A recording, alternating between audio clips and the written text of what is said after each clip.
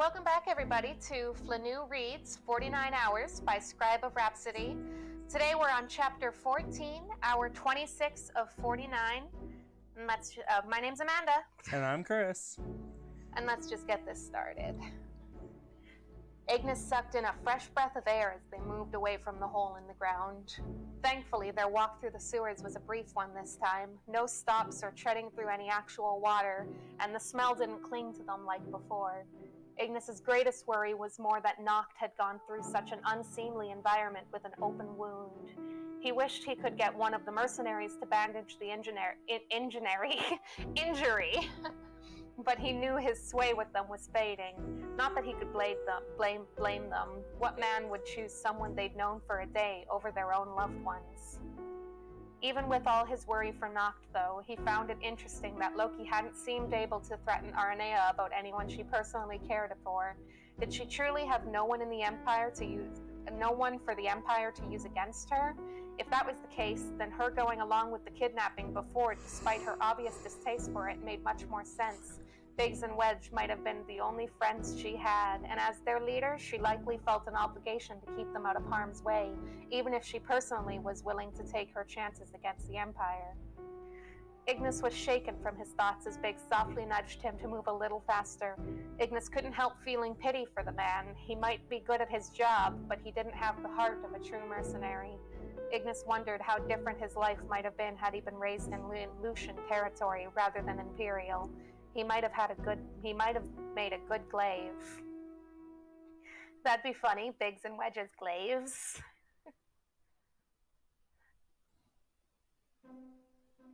Are you still there? Yeah, I'm trying to picture that, but I can't quite make it because I don't know what they look like. Well, yeah, but respond faster in the future because I thought we got disconnected. Fair enough. The thing is, all I'm picturing is these guys that essentially look like human versions of Donkey Kong with massive rips trying to dart all over the place and not quite managing it. Yeah, they'd just be going like warp fall. They're too heavy, the warp cannot sustain them. Yeah. Never mind all that. Ignis' eyes darted over to Noct. Noct may have improved their chances of rescue by sending the king their location, but Ignis wasn't content to sit back and assume that would happen. His friend's life was on the line because he'd been trying to save him.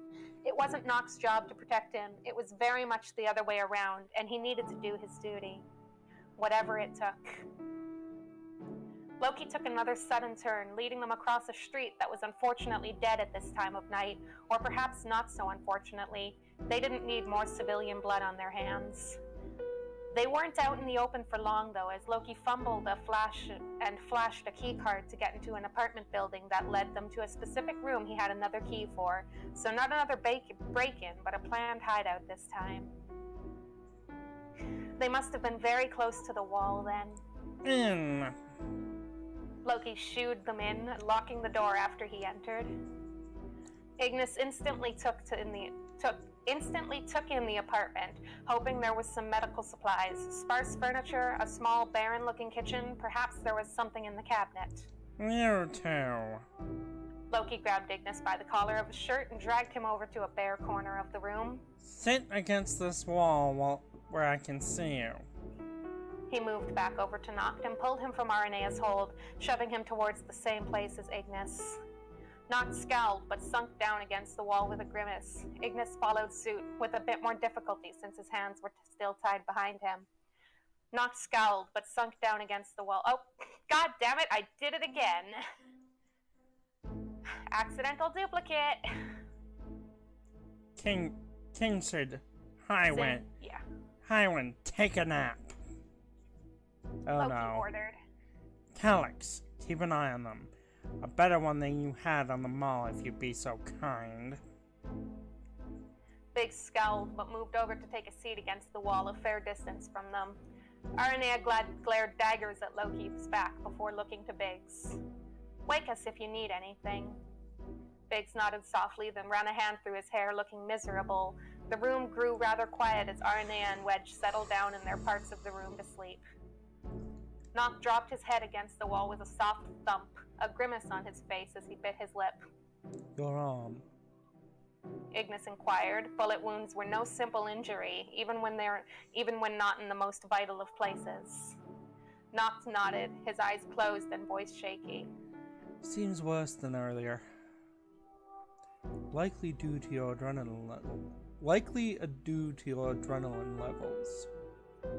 Ignis tilted his head, squinting at the wound. You really need that properly bandaged. Big shoved to his feet. Right, sorry about that. Should have been already been on air. Right, sorry about that. Should have. No, right, sorry. Should have been on that. Right, sorry. Should have been already. Ladies and gentlemen, my tongue does not want to work today. Sorry. Right, sorry. Should have already been on that. Bathroom drawer. Loki supplied, glancing over his shoulder at them, sneering. Apologies, Highness. I'd offer you a potion, but I'm afraid your man took the last one with his frivolous suicide attempt. Ooh. Yeah, I know. Damn him. Noct did not need to know about that. Noct's head shot off the wall and he stared at Ignis in horror. Ignis, you... Ignis evaded his gaze. This was not something he'd ever planned on explaining. He'd assumed the king would have done that after Ignis was already gone and they found his body. The king would understand. So would the Glaive, and Claris, and Gladio. But Noct wasn't them. At times, he still seemed to have problems with seeing the bigger picture. We were still looking for you. What the hell were you thinking? Ignis recognized that tone. It wasn't one Noct often used with him. Last time had been that particular difficult period around when the king first started using his cane. Oh dear God. I have now seen that as well as the freaking movie. It is just I know feelings. Yeah, that just tells me what time period they're on, and it's like, God damn it. Well, we've known when they were the whole time. Yeah, I know. It's just I'd never had a freaking standpoint. After Brotherhood. Yeah. I did what I deemed necessary for the situation. I had no guarantee that the Glaive would find me before we reached the edge of the city. Necessary? No. Okay? No. You killing yourself is never going to be a necessary thing. This shouldn't have been an option at all. No amount of information is worth your life. Oh, Noct. Sometimes he could be so naive. The information itself is of no consequence. It's what the Empire possesses it could lead to. It's what the Empire possessing it could lead to. It's not worth dying over. Your safety is. Ignis looked at him sharply on that, and Noct's mouth snapped shut. Specs. No, it'd be more like specs. Specs. Ignis shook his head. You're my prince and friend, Noct. I swore an oath to stand by you and keep you safe. Whatever it takes, I will protect you. Noct seemed stunned for a moment, but then irritated. Well, I don't want you to. Too bad, then. Do you ever get to talk again during this? Yep. Okay. Too bad, then. I made the oath to you and your father. Take it up with him. I will. Don't you dare. Ignis glared at him. Noct made a gesture that Ignis assumed was of frustration, but it was hard to tell with his hands tied. You shouldn't have to go through this shit just for me. Language, Noct. Are you serious right now? You almost killed yourself recently and you're lecturing me about language? Yes, I am. As you well know, I take my duties seriously and I take pride in them. This was not a burden forced upon me. I knew well what it entailed. Noct hit him with a flat look. Ignis, you were 6. Ignis raised an eyebrow. Can you just imagine, like, 6-year-old Ignis, squeaky voice and everything, just taking a pledge? No, I know. Well, what's funny is I actually saw a picture the other day of it's like Ignis reading a little baby Ignis reading a book on how to raise a good boy. How to raise a stubborn prince. First one, be very patient. Second, when patience stops working, smack him upside the head, just don't tell the kid. No, I don't think Ignis was ever physical with Knocked outside of combat training. Or fan fiction. Yeah. Bound chicka wow wow. Damn it, why do you always digress things into the dirty ways? Because it's funny to watch you hear you giggle. Shut up. Anyway, read the next line. You were born a prince. What matter does age have? Knock gritted his teeth. Well, okay. Can someone untie me, please? I'm going to kill him myself. How about I gag you both instead? Loki barked. By the astrals, I've heard less noise on the battlefield. Oh, I'm sorry. Are we both bothering you? Knock said less than innocently. Loki rounded on him, glaring from across the room. The thing is, I can get the sarcasm because that's my normal tone of voice. I swear, another word and I'll have Calyx gag you. You keep pronouncing Calyx wrong. We're just gonna call him Calyx because I'm never gonna be able to say Calyx and remember it. Calyx. Calyx. Big scoffed, finally back from the other room with the supplies he'd gone searching for. Bite me, Loki. Just because I gotta go along with this twisted plot doesn't mean I have to make you comfortable. I have a bullet wound to treat. High wind? You saw Scribe's last comment, how she wants that as a ringtone? I'm half expecting her to try and dissect one of our videos to try and get it as a text tone. Loki growled. Arnea flipped him off without opening her eyes. I'm sleeping. Deal with it yourself. Is it bad that I kind of like these? Sorry, I started doing Knocked as Loki. Is it bad that I kind of like these guys? Knocked muttered. Definitely. Ignis said. But I find them rather endearing as well. Astrals help me. Oh, cool. We successfully Stockholmed you. Arnea still didn't even open her eyes. The thing is, she's getting reverse Stockholm for Ignis. I know. She's been like this the whole time. Had she? Well, yes, honestly. Most of it. Well, I guess there could be worse kidnappers. Loki. Knock grimaced again as Biggs knelt down and took his arm. Indeed. Ignis tossed Loki a look. After a few more seconds of observation, Biggs swore, standing to take off his belt. What? What? Knocked frowned. What are you doing? Biggs hesitated. Giving you something to bite down on. The bullet's still in your arm. Yikes! Ah ha ha ha! That. Ugh. Oh, bloody hell. Arnea shot up and crossed the room so quickly, Ignis almost could have believed that she'd warped. Let me see. I can handle it, Lady A. Biggs said, but gave her the belt anyways.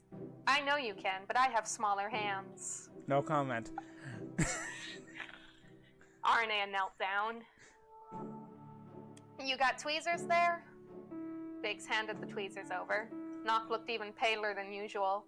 Arnea held the tweezers up for him to see. Not gonna lie, this is gonna hurt like hell. It already hurts like hell. Knock grumbled, swallowing. Well, it's gonna hurt worse. With that, she offered him the belt, which he slowly leaned forwards and bit down on. Biggs offered his hand, clasping one of Knock's tied ones. You can squeeze as hard as you need. Just try holding still. Arnea added. Ignis flinched, looking away when Knock's screaming started. Damn it all, he was supposed to protect him, and he couldn't do anything while Noct was trying not to writhe in agony right next to him. The sound made Ignis want to throw up, and suddenly all he could see was the small boy he had been introduced to when he himself was only 6. All he could see was that sad, broken child that had returned from Tenebrae. Got it! Ignis looked back in time to see Arnea pulling away, letting Biggs take her place, and Biggs immediately started cleaning and bandaging the wound as Noct's screams died down to smaller whimpers. His head fell into Ignis's shoulder, his eyes scrunched shut and damp around the lashes. It made it somewhat awkward for Biggs to keep working on his arm, but Biggs didn't say anything. There you go, mate. You'll be alright. Emotions. The thing is, you've already read this, and the thing is, the pure concept of this is making me twitch a bit. Yeah, I know. Trust me, I was not okay when I read this the first time. Biggs gave Noct's shoulders a gentle pat. You'll be alright. Ignis met his gaze, giving him a nod of thanks.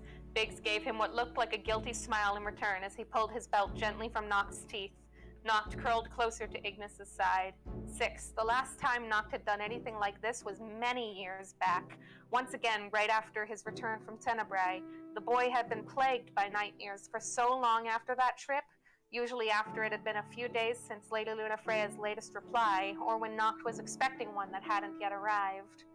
Noct was so quiet those days, they'd never even truly spoken about it, and eventually Noct returned to a less silent version of himself, though he'd never really been the same again, never as bright and cheerful as the boy who left to catch fireflies with his nanny. How would the events affect Noct now? Were they both to live through this, Ignis would be there for him no matter what, but he hoped he'd never see that particularly sullen side of his friend again. So many words! So many S-words. Never again. Things were different this time. He was a child himself, and not even present when the attack happened before. Now, he was an adult, and very much present. Loki would not harm Noctis further, Ignis swore to himself as Noct's breathing evened out against his arm. He wouldn't let that happen, no matter the price. Oh, Ignis, what you don't know can't hurt you! This is where the chapter ends, isn't it? It's coming to an end, but I'm just remembering what happens in the future, and I'm like, somebody save my baby. Wait a second, are we talking future as in the game or future as in the fanfiction? Both! Well, F. Don't worry, the baby will be okay. Sort of. Yeah. And Sorry, that was the end. I just forgot to put end at the end of it. Huh. Thought that was where it would leave off. Yep. So that was chapter 14. I'm gonna go cry in a corner of the memories that were just pulled out of my brain and just crushing my heart. Well, she does that. I'm gonna say goodbye to you all. Have a good night and hope you enjoyed. Dear God, this was a weird chapter. And there goes Amanda crying.